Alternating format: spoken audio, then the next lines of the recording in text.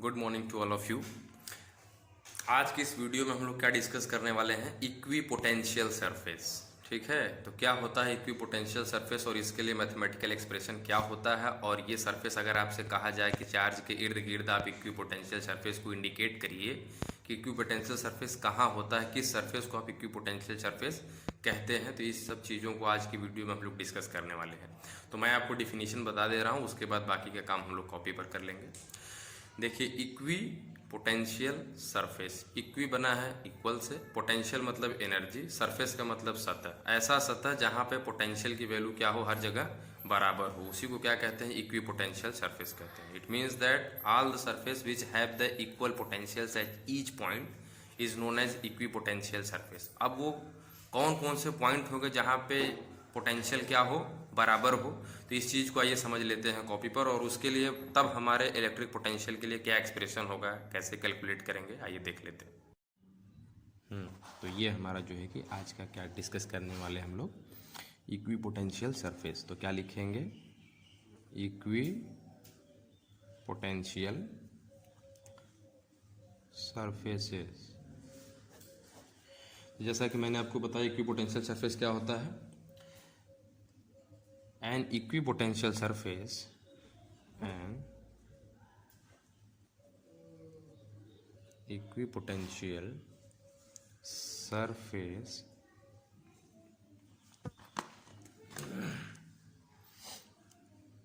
is that surface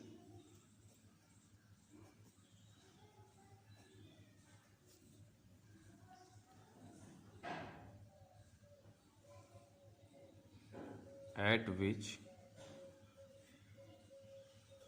every point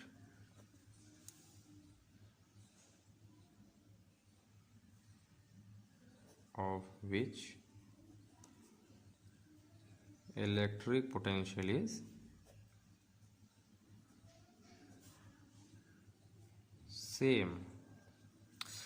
कहने का मतलब ये है कि इक्वी पोटेंशियल सरफेस, मैंने आपको बताया शुरुआती वीडियो में, वीडियो की शुरुआती में भी, इक्वी का मतलब इक्वल होता है, पोटेंशियल का मतलब भाई जो आप पढ़ रहे हैं यहाँ पे इलेक्ट्रिक पोटेंशियल यानी कि पोटेंशियल एनर्जी, और ये सरफेस का मतलब सतह होता है। तो ऐसे सरफेसेस जहाँ पे पोटेंशियल क्या हो, हर जगह बराबर हो, उसी सरफेस को क्या कहते हैं, इक्वी पोटेंशियल सरफेस कहते हैं। तो आइए समझ लेते हैं। मान लीजिए आपके पास इधर ये पॉजिटिव चार्ज है, ठीक है, तो आपको बताया गया था properties of electric field lines में कि जो पॉजिटिव चार्ज होते हैं यहाँ से इलेक्ट्रिक फील्ड निकलता है और किधर की तरफ जाता है, इन्फिनिटी के तरफ जाता है। तो ये हमने बना दिया इलेक्ट्रिक फील्ड लाइन डायरेक्शन हो गया है।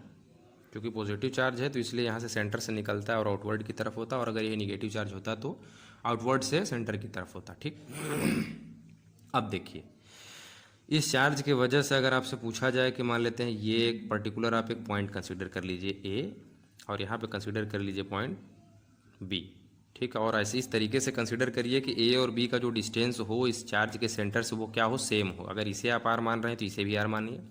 अब अगर हम आपसे कहते हैं कि इस चार्ज ये जो क्यू है, इसके वजह से पॉइंट बी पर जो इलेक्ट्रिक पोटेंशियल की वैल्यू होगी उसे अगर आपको कैलकुलेट करना हो तो आप क्या रिप्रेजेंट करते थे, वी बराबर Q upon 4 pi epsilon not into distance होता है तो आर हो गया। उसी तरीके से अगर ए पर हम कहें कि इलेक्ट्रिक पोटेंशियल की वैल्यू कैलकुलेट करिए तो आप क्या कैलकुलेट करेंगे, V A is equal to क्या हो जाएगा, Q upon 4 pi epsilon naught R हो जाएगा। क्या हो जाएगा, एप्सिलॉन नॉट आर हो जाएगा। तो आप इन दोनों इक्वेशन को ज़रा ध्यान से देखिए। इसकी वैल्यू क्या है भाई, Q upon 4 pi epsilon naught R, और इसकी वैल्यू क्या है, Q upon 4 pi epsilon naught R. तो ये जो पॉइंट ए है और ये पॉइंट बी है, इनको इसी तरीके से हमें एक पॉइंट इस पर भी मिलेगा, इसी तरीके से एक पॉइंट इस पर भी मिलेगा, इसी तरीके से एक पॉइंट इस पर भी मिलेगा। सबका डिस्टेंस स्मॉल आर चार्ज के सेंटर से ये भी आर होगा, यहाँ पे भी एक पॉइंट मिलेगा, ये भी आर होगा, यहाँ पे भी एक पॉइंट मिलेगा, ये भी आर होगा। ठीक, तो यहाँ पे हमने एक सब पॉइंट कंसिडर कर लिया है। ठीक है, एक पॉइंट यहाँ हो गया, यहाँ थोड़ा दूर कंसिडर कर रहे हैं।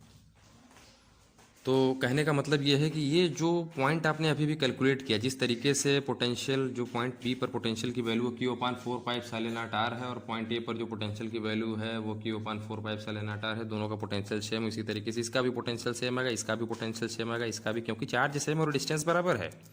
तो जब सब हर एक पॉइंट का पोटेंशियल बराबर आ रहा है तो इन पॉइंटों को क्या कहते हैं, पॉइंट ऑफ इक्वी पोटेंशियल। क्या कहते हैं, पॉइंट ऑफ इक्वी पोटेंशियल या इक्वी पोटेंशियल पॉइंट, यानी कि हर एक पॉइंट पे पोटेंशियल क्या है, सेम है।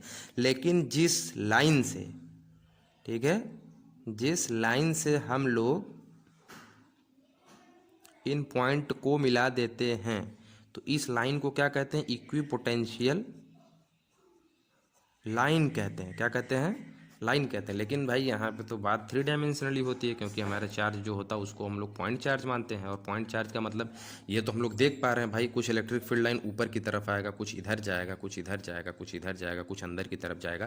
तो यहाँ पे जो इलेक्ट्रिक फील्ड का डायरेक्शन मिलेगा वो हमें कैसा मिलेगा, हर एक पोटेंशियल पॉइंट को मिलाने के बाद एक स्फेरिकल शेप मिलेगा। कैसा मिलेगा, एक स्फेरिकल शेप मिलेगा। और सबको आप मिला देंगे तो आपको एक सरफेस मिल जाएगा। ठीक है, क्या मिल जाएगा, सरफेस मिल जाएगा। तो उस सरफेस को क्या कहते हैं, इक्वी पोटेंशियल सरफेस।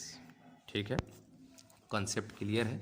तो कहने का मतलब ये है कि यहाँ से जो पोटेंशियल B है और पोटेंशियल वो A है, बराबर है। तो ज़रा सा पोटेंशियल डिफरेंस हम लोग निकालें तो VB माइनस VA की वैल्यू क्या है, 0 है। और हम लोग जानते हैं कि इसी पोटेंशियल डिफरेंस को ही क्या कहते हैं, वर्क डन।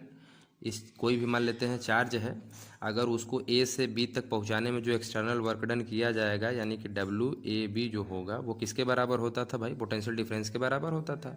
और आप कह रहे हैं कि यहाँ पे पोटेंशियल का जो डिफरेंस है वो 0 है। क्यों, क्योंकि पोटेंशियल एट पॉइंट B और potential at point A same है। तो ये 0 हो गया, तो इसका मतलब ये जो वर्क डन है इसकी वैल्यू क्या हो गई, 0 हो गई। और आप जानते हैं कि वर्क डन की वैल्यू क्या होती है, फोर्स इंटू डिस्प्लेसमेंट होती है। WAB इज इक्वल टू 0 होता है। और ये क्या हो जाता है आपका, F इज इक्वल टू क्या होता है भाई, Q इंटू E होता है। और अगर आपने Q की value unit positive charge consider किया हुआ है तो ये F होता है, यही क्या हो जाता है, E के बराबर हो जाता है। जैसा कि हमने आपको physical significance of electric field में बताया हुआ था कि force experienced by unit positive charge gives the value of electric field. तो ये जो F है वही E हो जाता है। तो यहाँ से हम लोग फॉर यूनिट पॉजिटिव चार्ज ऐसे लिखेंगे, for unit positive test charge, यानी कि Q की वैल्यू क्या हो जाती है, जब 1 हो जाती है तो F क्या होता है, E के बराबर हो जाता है। तो जहाँ F है यहाँ पे हम लोग E पुट कर देंगे और ये क्या हो गया, DL हो गया है। और आप कह रहे हैं कि ये वर्क डन क्या है, 0 है इस वाले इक्वेशन से। तो यहाँ पे जब आप 0 पुट करेंगे तो 0 बराबर E vector dot DL vector. और ये क्या है, डॉट प्रोडक्ट है 2 वेक्टर का। तो 2 वेक्टर के डॉट प्रोडक्ट को क्या लिखते हैं भाई, A vector dot B vector अगर होता था ऐसे तो इसकी वैल्यू क्या होती है, AB कॉस थीटा। तो यहाँ से हम लोग लिख सकते हैं EDL कॉस थीटा। तो EDL पूरा टर्म इधर आएगा तो पूरा 0 हो जाएगा। तो कॉस थीटा बराबर क्या आएगा, 0 आएगा। Implies that theta is equal to π/2 आएगा। तो ये थीटा किसके किसके बीच है भाई, इलेक्ट्रिक फील्ड के बीच में है और जो आपका ये डिस्प्लेसमेंट हो रहा है इसके बीच में। यानी कि इलेक्ट्रिक फील्ड का डायरेक्शन ये है, तो अगर डिस्प्लेसमेंट आप इसके ठीक परपेंडिकुलर आप करते हैं तब उस केस में जो वर्क डन होता है उसकी वैल्यू 0 होती है। यानी कि यही डायरेक्शन बताता है सरफेस का, इक्विपोटेंशियल सरफेस के डायरेक्शन यही होता है, ठीक 90 डिग्री होता है किसके, इलेक्ट्रिक फील्ड के। आप यहाँ से इसको प्रूफ भी कर चुके हैं। अब हम लोग दूसरा पॉइंट क्या डिस्कस करने वाले हैं। तो दूसरे पॉइंट को हम लोग, चूँकि वीडियो ज़्यादा लेंदी हो जाएगा तो हम लोग उसको दूसरे वीडियो में डिस्कस करते हैं। तो अभी मैं इसको पॉज करके नया वीडियो डाल देता हूँ।